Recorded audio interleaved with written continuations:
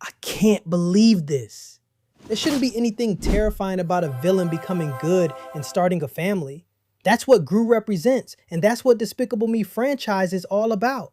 But hidden within all 7 movies across the franchise are some terrifying secrets about GRU and the Minions. From the sad truth about GRU's father, to the reason GRU is the only master the Minions haven't tried ending, and the real-life toys that inspired GRU and his henchmen. You might want to clutch your pillow extra tight for this video because these secrets are really terrifying. It's about to get really spooky real fast. But make sure you hit the subscribe button or the Minions will come after you. Now that you've subscribed, let's get right into it. For the first terrifying secret, we have to address how long GRU has been aiming to steal the moon. I honestly can't lie. Seeing GRU take the moon the way he did in the first movie was epic. I mean, why love someone to the moon and back when you could pluck it right out of the Earth's orbit? And that's exactly what GRU went on to do. He went to the bank, built devices, did an entire presentation on how he was going to do it, and even went toe-to-toe with another villain. Something as big as stealing the moon isn't just something you wake up and decide to do. The movie even shows us how GRU always wanted to do this since he was a child. Well, he's always wanted to be a supervillain since he was a baby, but the specific idea of wanting to go to the moon was an idea that was put in his head by his very own mentor, Wild Knuckles. When he dropped him off, he literally told young GRU to shoot for the moon. That's right, you heard the old man, shoot for the moon. Now I think young GRU took this a little too literally and a little too seriously. Dude, he just meant be ambitious with villainy, not go and steal the biggest thing that's the sky at night. Was GRU going to steal a star if Wild Knuckles told him to aim for the stars? Well, it is GRU. Nothing's impossible for him. The crazy part of the second secret is that it's closely related to the first. We all know that Vector got stuck on the moon in the events of the first movie. But what we also know is that by the 4th movie, he was back in a prison. But we actually never see when he makes the trip back to Earth. Did it just happen off screen? Well, even if he did, he wasn't coming from the moon. Because in a short film, we discovered that Vector actually left the moon. The only issue is that he went somewhere further than the moon. In the short movie Mooned, we see that in his attempt to get back to Earth, he found himself on Mars. It's just the next planet after the Earth in the solar system, but it's nowhere closer to Earth than the moon. And in that short, they did make it feel like Vector was not getting off that red rock anytime soon. To be honest, after 4 movies, it's hard to remember everything in the movie's continuity, so maybe this slipped their minds and the creators were just a little too excited to have an old enemy in the latest movie. I mean, seeing Vector after almost half a decade, it's something day 1 GRU fans would have been jumping out of their seats when they saw it. I guess Illumination is just suffering a little from success. They have so many Despicable Me movies that they don't remember some when they're making new ones. The third terrifying secret links GRU to Superman. Yeah, you may think that there is no world where GRU has anything to do with DC Comics, but you'll think twice about that when I'm done explaining this. The truth about this has to do with GRU's nose. Ever seen this nose somewhere before? Yup, it belongs to Penguin. Aside from the nose, they share the same fashion sense of dark-colored clothing and a love for villainy. Scarlet Overkill even called GRU a penguin. Are you really going to allow that little penguin to make off with my crown? But our favorite bad guy turned good inspired by Penguin? I think it's just a coincidence, and they just wanted to make GRU unique by giving him an extra pointy nose. Illumination is too smart to make DC come knocking on their door for royalty. Secret number 5 looks like it belongs in Star Wars and not in this franchise. So when Despicable Me 3 rolls around and fans immediately notice something is very wrong, where is Dr. Nefario? The man built half of GRU's entire criminal empire and suddenly he's nowhere to be found. GRU casually explains that Nefario accidentally froze himself in carbonite and then the camera just cuts to him standing there, arms out, completely encased in ice in the corner of a room like nobody's problem. If that pose looks oddly familiar, it's because Illumination straight up borrowed it from Star Wars, specifically from the moment Darth Vader freezes Han Solo in carbonite at the end of The Empire Strikes Back, arguably one of the most iconic freeze frames in movie history. The real reason behind this joke is way less dramatic than the Star Wars version though. Voice actor Russell Brand simply was not available to record for Despicable Me 3. So instead of quietly writing Nefario out or recasting him, the writers turned his absence into an actual visual gag. They basically said, fine, we can't use him, so let's freeze him in the most recognizable pose in sci-fi history and let the audience figure it out. It's one of the few times a real-world scheduling conflict got turned directly into in-universe lore. And honestly, it's funnier than most planned jokes in the franchise. Secret number 6 is more of a headache that most casual fans completely miss. In Minions from 2015, 8-year-old GRU attends the 1968 Villain Con with his mom and watches a young Dr. Nefario demonstrate his brand new invention, the freeze ray. That's their first documented interaction on screen. Cute, right? Except then, Minions: The Rise of GRU comes out in 2022, and suddenly, GRU and Nefario are meeting for the very first time all over again. Except now, Nefario is ushering him into the Vicious Six headquarters like they've never spoken a single word to each other in their lives. So which is it? Did they meet at VillainCon as kids, or did they meet years later at a secret criminal hideout? The films can't seem to agree with themselves, and Illumination has never fully addressed the overlap. Some fans try to defend it by saying maybe GRU simply forgot the VillainCon moment since he was so young, but that feels like a stretch when the freeze ray literally becomes his signature weapon later. It's a small crack in the timeline, but once you notice it, you genuinely cannot unsee it every time these prequels awkwardly bump into each other trying to build the same origin story twice. Secret 7 turns Margot into an accidental prophet, and nobody in this franchise has ever fully admitted it. In the very first Despicable Me back in 2010, Margot wears a plain shirt with an image of the Lorax printed right on the front. 2 years later, Illumination releases an actual full-length Lorax movie. Coincidence? Sure. Except then, Despicable Me 2 drops in 2013, and Margot swaps that shirt for one featuring a random-looking character with pointy ears and a big, goofy smile. Turns out that design is Wangan-kun, a character from a Japanese franchise called Bayside Shakedown, which Illumination had just signed a partnership deal with behind the scenes. It happened again in Despicable Me 3 when her shirt quietly featured the Grinch right before Illumination announced their own Grinch movie. Secret number 9 is a straight-up horror movie, hiding inside a kids franchise, and somehow almost nobody talks about it. In Minions: The Rise of GRU, there's a quiet little scene where GRU, Kevin, Stuart, and Bob go to the movies together like a totally normal family outing.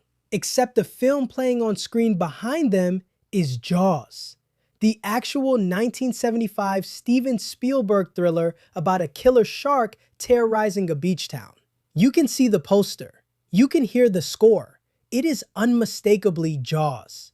Which means somewhere in the Despicable Me universe, Jaws exists as real media that people go watch in theaters for fun, the same way we do in our world. That detail alone quietly confirms this universe has its own version of Hollywood, its own directors, its own decades of film history running parallel to ours. It raises way more questions than it answers, honestly. Did a shark actually terrorize a fictional beach town inside this universe too? Is there a version of Spielberg walking around somewhere, shaking hands with cartoon villains? Illumination drops these tiny reality-bending details constantly and just expects us to move on like it's nothing. And every single time, it lives rent-free in my brain for weeks afterward. Number 10 is a pure meta-comedy, and I genuinely respect the commitment. Inside the actual Despicable Me movies, characters are occasionally shown holding or selling something called a GRU Ray disc. Yes, you read that correctly. GRU Ray, not Blu-ray. It's a fictional, in-universe home media format that shows up as a background prop, quietly parodying the real format the movie was actually going to be sold on. A store owner named Joff in the first film, and later a character named Lance in Despicable Me 2 are both shown carrying these things around like it's a totally normal, everyday product. The joke gets even better once you realize the real physical Blu-ray release of the first movie included a bonus feature literally called GRU Control, a playful nod to the exact same pun happening on the disc itself. Secret number 11 is where things get genuinely unsettling if you actually stop and think about it. The 2015 Minions movie opens with an entire sequence showing these creatures evolving from tiny, single-celled yellow organisms floating in the ocean, slowly developing into the little pill-shaped guys we know today, all the way through prehistoric fish, dinosaurs, and beyond.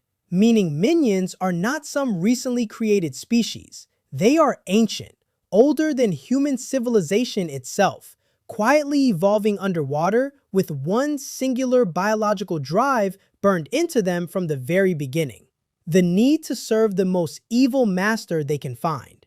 And here's the part that gets weirder. Nobody has ever shown how minions actually reproduce. No eggs, no babies, nothing. In fact, the newest movie, Minions and Monsters, originally had a whole opening sequence planned to finally answer that question, starting from the actual Big Bang itself, before the studio scrapped it for being too off-topic for a kids' movie. Director Pierre Coffin has openly admitted this is something the creative team has quietly wrestled with for years without ever landing on a real answer. So somewhere out there, this evolutionary mystery is just sitting unresolved. And honestly, that might be scarier than anything else on this list. Quick honest detour before we get into this one. Going around certain corners of the internet is a claim that Irene, the new giant slime monster from Minions and Monsters, was originally designed as a female minion before getting turned into a full-blown monster. I went digging through interviews, wikis, and concept art sources trying to confirm this for you. Here's what is actually confirmed. Irene is a massive, ancient, orange slime creature covered in eyeballs, and she is directly inspired by two horror classics, the 1958 monster movie The Blob and H.P. Lovecraft's Shoggoth creatures. As for female minions themselves, director Pierre Coffin has said flat out in interviews that he simply could not picture minions being girls given how dim-witted the whole species tends to be, which honestly might be the most controversial opinion in this entire franchise. So while Irene isn't secretly a rebranded female minion, the real story here is almost stranger. This studio built an entire 10,000 strong species and deliberately never gave a single one of them a female counterpart. And somehow, that detail flies completely under the radar every single time. Okay, hear me out about secret number 14. This one, because it might ruin your entire childhood. The minions do not accidentally destroy every boss they work for. They do it on purpose. Look at the receipts. Dracula got turned to dust. A whole T-Rex got wrecked. Napoleon got blown to pieces. Every single villain who ever hired these little yellow guys ends up losing everything eventually. At some point, that stops looking like bad luck and starts looking like a pattern, right? So here is the theory that lives rent-free in my brain. The minions were never actually hired to help evil people win. Their real job this entire time has been taking evil down from the inside. They act clumsy. They act like total goofballs who could not plan their way out of a paper bag. But somehow, every villain they attach themselves to gets taken out eventually. And then there is GRU. Out of literally every master in Minion history, GRU is the one they never sabotage. Not once. Why would that be? Because deep down, these tiny chaos gremlins could tell he was not actually evil. Under the whole supervillain act was a guy with an actual good heart, which meant he did not need to be stopped. For number 15, let's talk accessories for a second, because these movies love hiding secrets in the little details nobody clocks on a first watch. Start with Eduardo Perez in Despicable Me 2. Dude wears a necklace with a big letter E on it, obviously standing for Eduardo. But the second he fully transforms into El Macho, the necklace flips around and suddenly reads M instead. That is not just a costume choice. That is the animators basically handing you the answer to the entire movie's mystery before the plot even gets there, if you were paying attention. It is honestly one of the cleanest identity reveals in the whole franchise.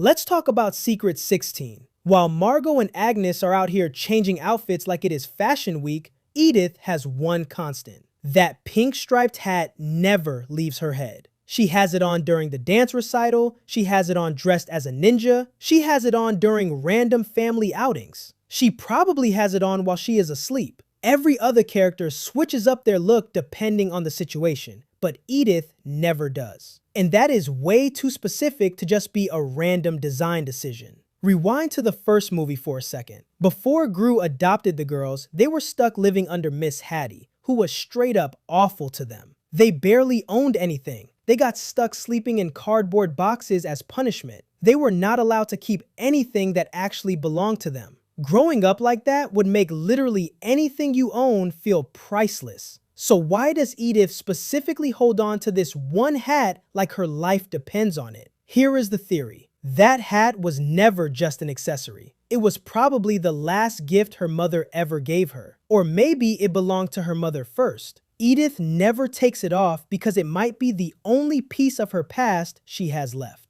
Okay, Secret 17. One might be the single most slept on detail in this entire franchise. And it deserves way more hype than it gets. Somewhere in Despicable Me 2, you get a full recreation of one of the most famous photographs ever taken. And almost nobody clocks it. Quick history lesson because it actually makes this hit different. Back in 1932, during the construction of Rockefeller Center in the middle of the Great Depression, a photographer snapped a shot of ironworkers casually eating lunch while sitting on a steel beam hundreds of feet above New York City, with zero safety equipment. No harnesses, no nets, just guys eating sandwiches like they are not one wrong move away from becoming a headline. That photo is called Lunch Atop a Skyscraper, and it has been referenced and parodied basically everywhere for close to a century now. So for Secret 18, besides the random short burst of nonsense words, whenever they try to say a full sentence,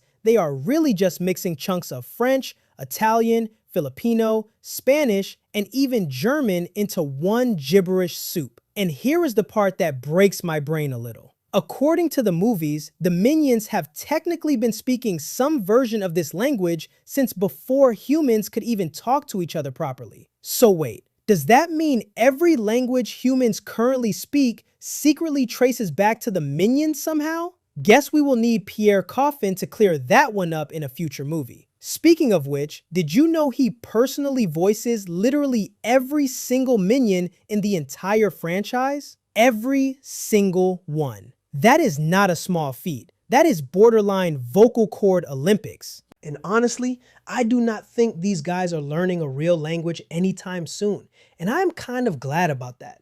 I do not want to hear a Minion speak fluent English. Let them keep the gibberish. That is the whole charm. So this movie was not just messing around with kaiju as a fun theme, and in that is where we find Secret 19. It might have low-key inspired the entire concept of monster movies as we know them. Stick with me here. The first Godzilla movie came out in 1954, which means, if we are being technical, the Minions may have accidentally invented the entire monster movie genre before anyone else even thought of it. Think about the timeline for a second. This particular Minions adventure is set back in the 1920s. Godzilla did not show up on screens until roughly a quarter century later, so who exactly paved the way here if it was not these guys? At this point, I am convinced these little yellow disasters cannot stop accidentally shaping the history of cinema even when they are not trying to. And it is honestly wild that they specifically went looking for a giant monster to put on camera back when Hollywood itself had zero clue what a giant monster movie was even supposed to look like. Can we take a second to appreciate these guys as legitimate performers? Because these Minions absolutely do not miss when it comes to vocal delivery, but the Secret 20 is hidden here. We watched them absolutely send it during GRU's wedding, and it felt less like a movie scene and more like an actual concert. Then there was that talent show performance, and yeah, they basically brought the entire roof down. But here is the thing that actually makes sense when you think about it.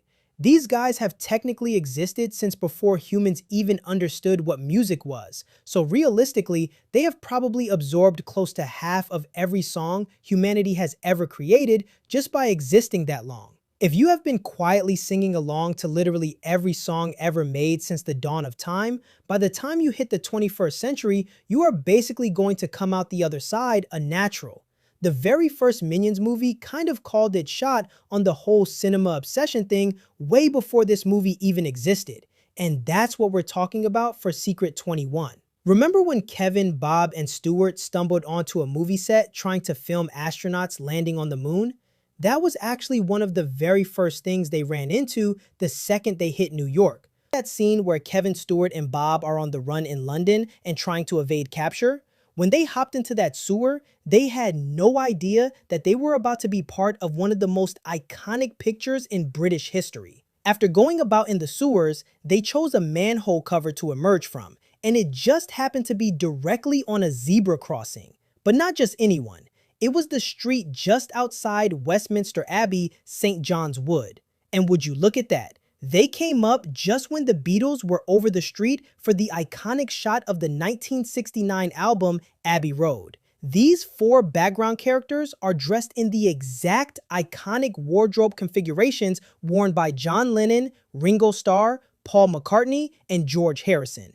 From Lennon's stark all-white suit to McCartney's completely barefoot stride and out-of-step footing, the animators meticulously replicated the exact visual composition of the world-famous photograph. Because the album wasn't recorded and released until 1969, showing the Fab Four shooting their album cover in late 1968 is a minor creative time. Things that you didn't notice despite watching Minions as much as you did. Minionaire is your go-to place for all things about Minions. So go check out our other videos and make sure you're subscribed to the channel so you don't miss anything. The third and newest Minion movie is out, called Minions and Monsters. We have videos covering details and secrets in that movie and more coming. Catch you next time.